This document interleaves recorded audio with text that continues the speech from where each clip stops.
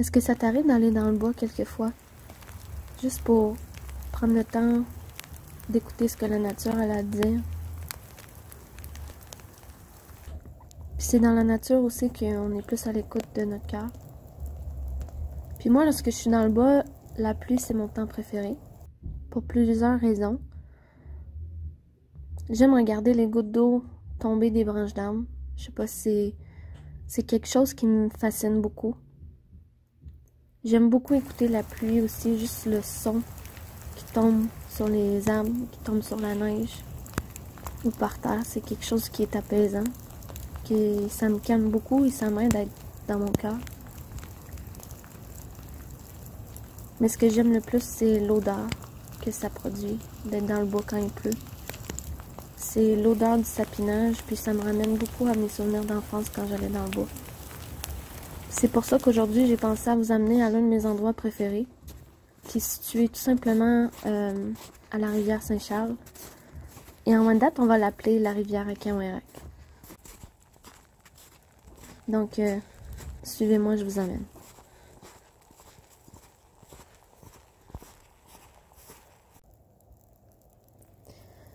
Alors, voici le lieu où j'aime vraiment me ressourcer quand j'en ai vraiment besoin. Et cet endroit ici, je viens ici depuis que j'ai 16 ans, quand j'ai besoin de me ressourcer, de réfléchir ou encore juste de prier. Ça faisait longtemps que j'avais pas pris le temps de venir ici. Puis quand je viens ici, je viens selon le temps que j'ai de besoin. Je peux rester 30 minutes, comme je peux rester 1 heure, comme j'ai déjà resté 3 heures à cet endroit-là. Puis c'est un peu drôle à dire, mais un peu avant les événements du confinement du corona, moi je ressentais déjà le besoin de me reconnecter à moi-même, mais je savais pas comment faire. Ça faisait déjà comme 2-3 mois que je cherchais une solution à comment me reconnecter. Puis ça peut paraître étrange à dire parce que les gens voient ça d'un point de vue négatif, les événements du corona. Mais moi, le confinement, ça tombe juste à point pour moi. Ça me fait un bien fou parce que je peux enfin ralentir. Je suis seule avec moi-même depuis maintenant 3 semaines, puis j'ai fait plusieurs constats, dont celui que justement j'étais perdue. Quand je viens ici, depuis le confinement, je me demande souvent à quel moment je me suis oubliée. Cette question-là me revient souvent. Tout le monde le sait, Wendake, on est une communauté particulière qui n'est pas vraiment représentative des autres communautés, dans le sens que nous, on est une communauté très urbaine, collée sur la ville de Québec. Donc souvent, on va se laisser prendre par le mode de vie urbain, qui est tout simplement dodo, travail, TV, sans vraiment vivre une vie réelle. Puis justement, à cause de ces points-là et d'autres choses de ma vie, j'ai oublié de m'arrêter puis de prendre du temps pour moi. Le premier constat que j'ai fait sur le fait que je m'étais mise de côté, en fait, ça s'est produit durant la première semaine de confinement, puis ça s'est fait grâce à mes régalias. En fait, j'étais tout simplement dans mon lit, puis en regardant mes régalias, j'ai vu qu'elles étaient toutes fripées, puis ça m'a vraiment frappée. Parce que pour moi, mes régalias, c'est toute ma vie. Elles font partie de moi, je suis connectée à elles, puis c'est ça, c'est juste moi. Fait que ces situations-là, elle a été révélateur pour moi, parce que ça m'a appris que de négliger mes régalias, c'est d'avoir négligé moi-même. Puis c'est drôle à dire, mais depuis ce temps-là que je viens souvent ici ou que je marche à tous les jours, je me sens vraiment revivre. Mais surtout, j'ai l'impression que je recommençais à rêver. Je me pose souvent cette question-là, c'est quoi mon rêve? Puis c'est vraiment de cette façon que je me sens, c'est que je me sens revivre.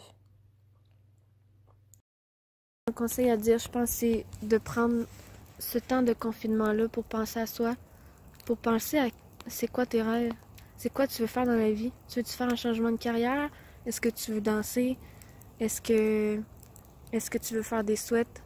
Est-ce que tu as besoin de jeûner 4 jours? Est-ce que tu as besoin de perler?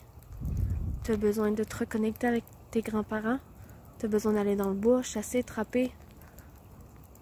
Faire des nouveaux apprentissages de ta langue? Qu'est-ce que tu as besoin? C'est quoi tes besoins à toi? C'est quoi ton rêve? C'est le temps de se remettre en question, c'est le temps de guérir ses blessures émotionnelles, puis de penser à soi, puis de pas lâcher surtout. Puis continuer à travailler fort parce que penser à soi, c'est quelque chose de pas vraiment facile. Puis d'être dans son cœur, surtout, c'est quelque chose de pas vraiment facile parce qu'on nous habitue tellement à penser avec la tête et non pas avec le cœur. Que quand tu penses avec ton cœur, tes blessures sortent beaucoup. Puis je sais que pour moi, pour ma part, mes blessures émotionnelles à guérir, c'est ma confiance en soi. C'est mon syndrome d'imposteur. Je me sens constamment imposteur. Malgré le fait que je sois ambassadrice pour Poimoun, je me sens vraiment imposteur dans mon rôle. Puis c'est quelque chose que j'essaie vraiment de régler. Puis je pense tout le temps... souvent, je vois des messages qu'il faut penser à nos aînés. Mais il faut pas oublier nous autres les jeunes non plus, on est importants. Tout le monde est important, mais nous autres les jeunes, c'est notre rôle de prendre notre leadership. Puis nos grands-parents, ils ont pas pu autant vivre de notre culture que nous, on peut le faire maintenant. Pourquoi pas saisir l'opportunité de la pratiquer, notre culture, comme on le veut. De vivre de notre spiritualité, de pouvoir la guérir. De pouvoir se guérir par notre culture, en fait. De pouvoir se reconnecter, puis de pouvoir faire honneur à nos grands-parents, à nos ancêtres, puis aux jeunes qui nous regardent aussi, à la prochaine génération. C'est surtout aux autres que je pense. Prends ce temps-là pour toi. Je pense que c'est mon meilleur conseil, puis de ne pas tomber dans la panique. Je pense qu'il faut le voir, l'événement du corona, juste comme un moment de repenser à soi, puis de laisser une pause à la Terre, parce qu'il faut penser que c'est nos habitudes de consommation qui font tout ça à la Terre. Tout est connecté, puis la Terre était malade. Ce qui nous rend malade, nous aussi. Parce que faire mal à la Terre, c'est faire mal à toi-même. Donc, si tu te fais du bien, tu vas être juste mieux à ce que la Terre-Mère guérisse. À ce que tes ancêtres puissent être plus fiers, mieux te guider. À ce que tes grands-parents puissent être fiers aussi. À ce que tes parents, c'est toute la cassure qu'on a vécue, on peut la rétablir. Puis nous, les jeunes, on a le pouvoir de le faire. On a le pouvoir de le faire en ce moment.